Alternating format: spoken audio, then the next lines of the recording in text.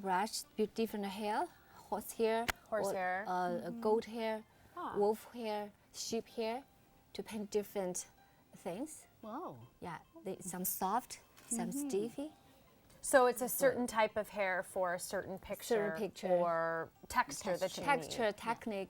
Techniques. Yeah. Okay, so which one of the, do you want to talk about these a little bit, or do you want to move on? Yeah, we can move on. Okay, we'll move on. Yeah, move on. She knows, she's got a plan. Right. Second treasure? Second treasure. Ink stick. Ink stick. Okay. Yeah. How does that work? Stick. So this is actually solid ink. So we put water here. Oh, you put water in your dish? Yeah, and then we glide. Ah. So make ink. Oh, I see. So this ink comes.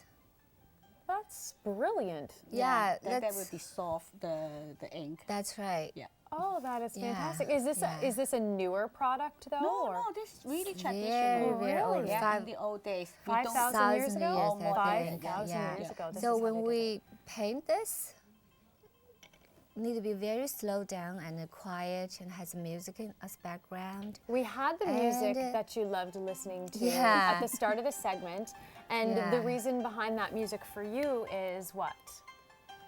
For me, calm down me and goes me here and bring me pictures.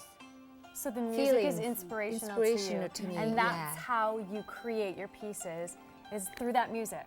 Sometimes. Sometimes. Yeah, sometimes. So through different music, I can create different picture. Yeah, that feelings through the brush. Right. Wow. You are lovely. You are just full of so much. I could talk to you for hours. Yeah, and this ink stick, and this is ink stone. So ink stone? Yeah, hold this ink when we glide here. And does it dry up pretty quick, or? In Canada, it's dry. Here it's dry, but not in China. It's moisture. You mean just the air and the environment itself? That's right. So it keeps it moist for longer. Right. Right. I hear ya. Yeah. But at least our hair doesn't go frizzy. Oh, yes. Oh yeah. And this is color. Yeah, color is we use too, but it's not watercolor. It's Chinese painting color. Okay. Oh, I thought it was watercolor when I saw it, or gouache of some kind. But no, it's a different. It's different. Chinese painting. Chinese painting watercolor. Okay. Yeah, and this the third one. Rice paper. Rice paper. Yeah. This. Touch it. Yeah, it's very thin. Yeah, it's absorbed. Very absorbed. Absorbed for the ink and the color. Well, it's beautiful, and we are going to look at some of your masterpieces when we get back. Yeah. Obviously using these 4 treasures. So thank you, and I'm excited for it. So stay with us. We are putting pen to paper, or we are seeing the pen to paper. Right? Yeah.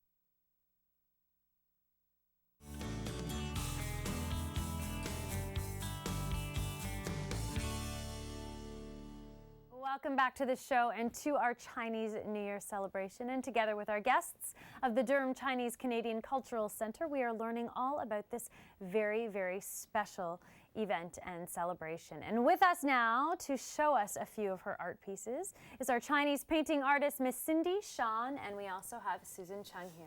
Thank you. So ladies, we found out all about the treasures and the tools that you use to create wonderful pieces of art, but now let's check out these wonderful pieces of art. And I think we want to start with the most traditional of all your pieces, which is the scroll that's hanging up behind me.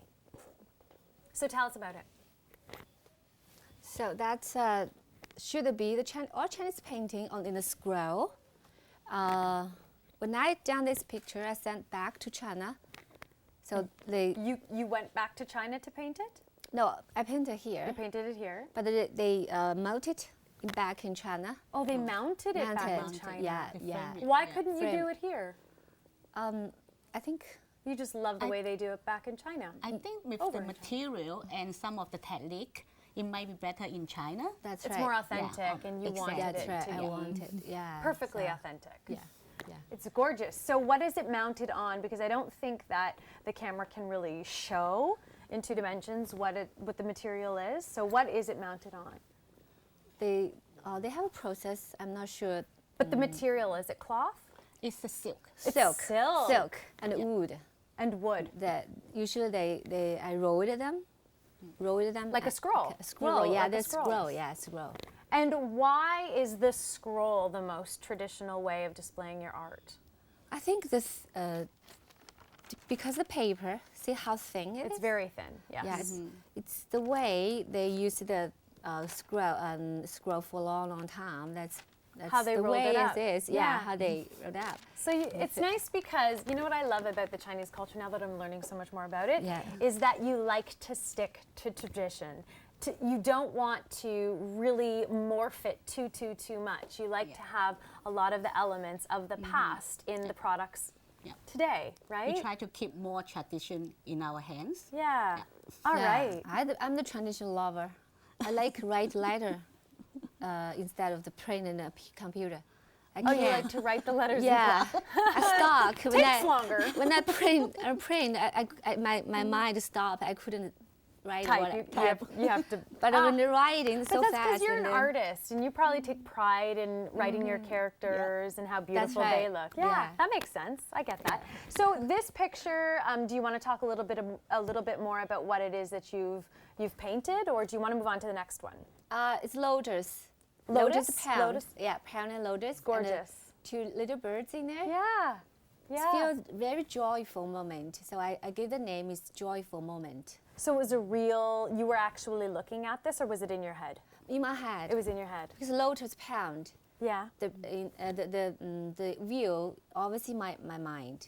Right. Yeah, lotus. Because that would be flower, the ratio of the bird to the lotus is probably just imaginary. Always in my mind. Oh, okay. All right. Well, it's beautiful. I would love to hang that up in my house. I'll tell you that much. Thank you. And then which one would you like to talk about next? Okay, we can. Want me to talk about this one? Okay. Wow. There we go. Beautiful picture. Yeah. Gorgeous picture. Yeah. So tell us about this. Okay. Especially for my husband. Picture. His name is It's about love. Never Fade. Love never fades. Wow. Yeah. Those are words to live by. Yeah. Yes. I live with this with my husband. Our love never fade. I feel that. That's the feeling I express here. So that this beautiful. You see, this flower is like represent me. Flower usually we see the woman like flower. Yeah, we're delicate like a flower. Yeah, we're delicate. Some like of flowers. us. Yes. And back, it's a bamboo. Bamboo in China is like man, Strength. gentleman man, gentleman, Gentle. gentleman. Oh, I get Gentleman. it. Yeah, gentle.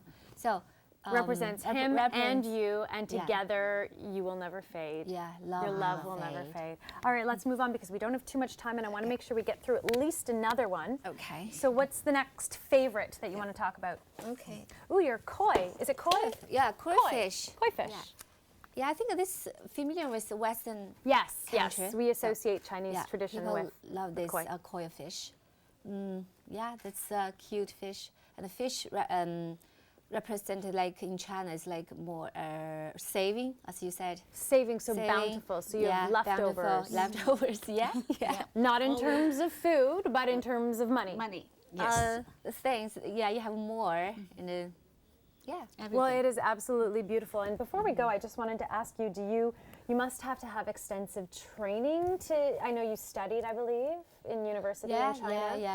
Training, So you have training and practice. So you have a lot of practice, a lot of experience under your belt, and we love your work. Thank you so much for being here. Stay with us because there is a lot more daytime to come.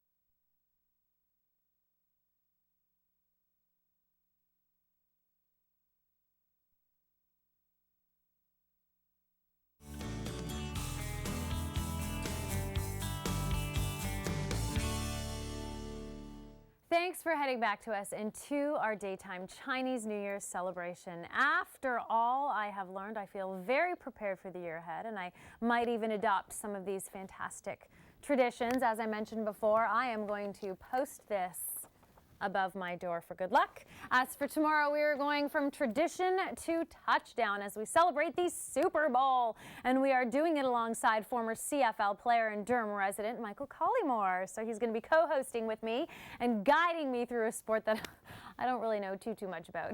And alongside him, we have the talents of Chef Claudio Byron, who is on the show to whip us up some of his famous Super Bowl spreads. We are also cheering for the 49ers or Ravens, I don't mind either way, with our very own Argo cheerleader captain. How cool is that? And lastly, what is a Super Bowl without a few drinks to sip on? We have the LCBO coming in studio to mix things up for us. But as for today, we have to say goodbye. And I'm very sad to say goodbye because I've enjoyed myself so much. And we have to say thank you so very much to all the members of the Durham Chinese Canadian Cultural Center. We wish you a very happy New Year.